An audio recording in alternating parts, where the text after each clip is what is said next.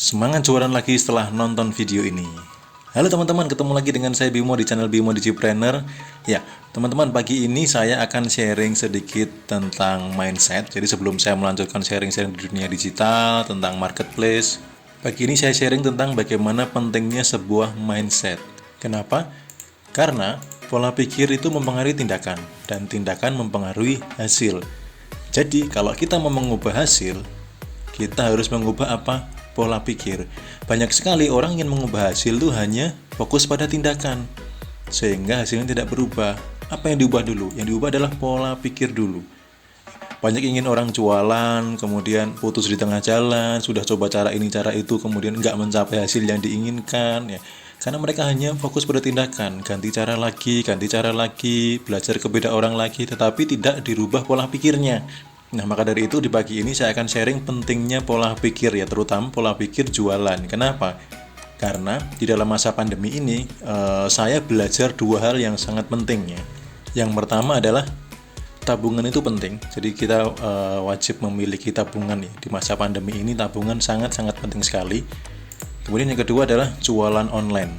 Hampir semua bisnis, hampir semua UMKM amblek, ya. Dan yang masih bertahan eksis, ya, kebanyakan adalah mereka yang sudah mulai di dalam online. Apapun yang bisa di online kan, orang-orang masih bisa bertahan, ya, bisnisnya, entah usahanya masih bisa bertahan sampai di masa sekarang.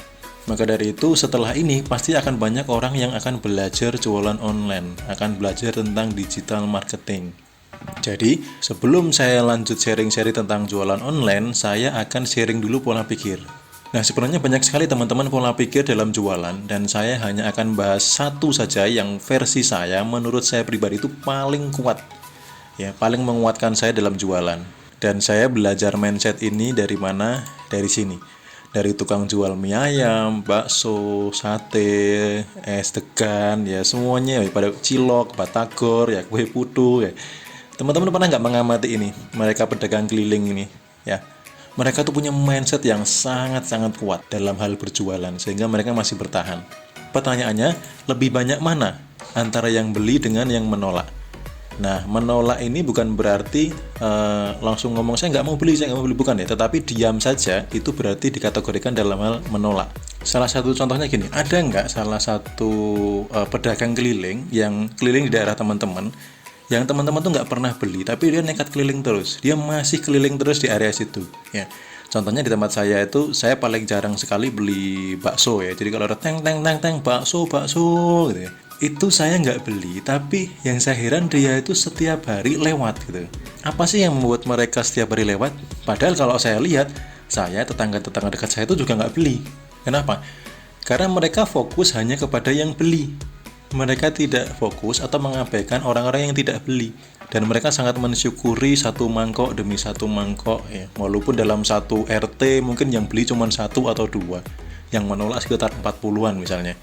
Dia nggak fokus ke situ. Nah, banyak orang jualan itu terjebak di dalam hal dia memperhatikan yang menolak gitu, atau yang PHP misalkan sudah CLBK, ya, chat lama beli kagak gitu. Dananya banyak banget, giliran mau beli saya tanya suami dulu, ya. Udah mau beli ngilang, atau tunggu gajian, giliran tak gajian ditagih nggak bayar, nggak jadi beli gitu, ya, PHP gitu, ya. Nah, banyak orang patah semangat karena itu. Kalau teman-teman belajar dari mereka, ya, mereka tidak peduli dengan orang yang tidak mau beli. Kalau mereka setiap lewat itu, wah, ini rumah ini nggak pernah beli sih, tiap lewat saya nggak beli, ini juga sama nggak pernah beli, ngapain dia lihat-lihat doang nggak beli, belilah, duit juga banyak, ngasih rezeki orang kecil aja nggak mau, misalkan seperti itu. Pasti besok-besok dia nggak jadi jualan, pasti semangat jualannya hilang.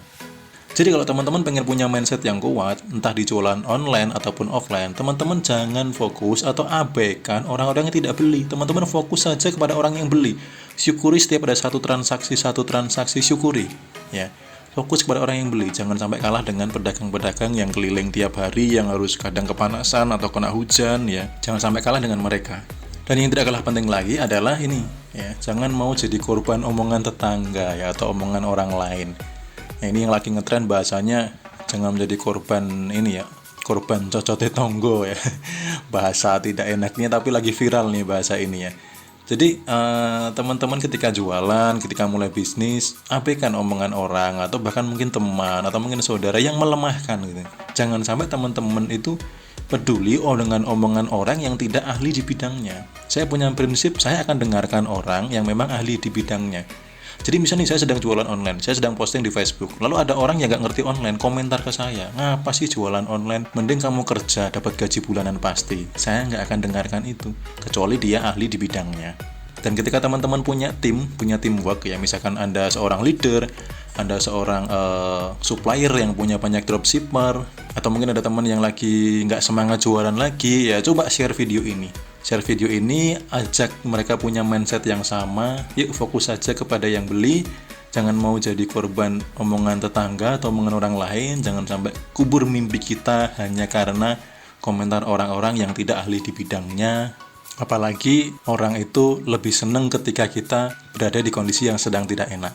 Oke teman-teman, jika suka video ini silahkan like, share, lalu teman-teman boleh komen misalkan ada pertanyaan. Dan juga sekali lagi kalau teman-teman punya tim atau lihat teman yang lagi down, nggak semangat jualan, coba deh share video ini. Ketika mindsetnya berubah, apakah tindakan mereka berubah dan hasilnya apakah akan berubah. Oke teman-teman, sampai ketemu lagi dengan saya Bimo di video-video saya berikutnya.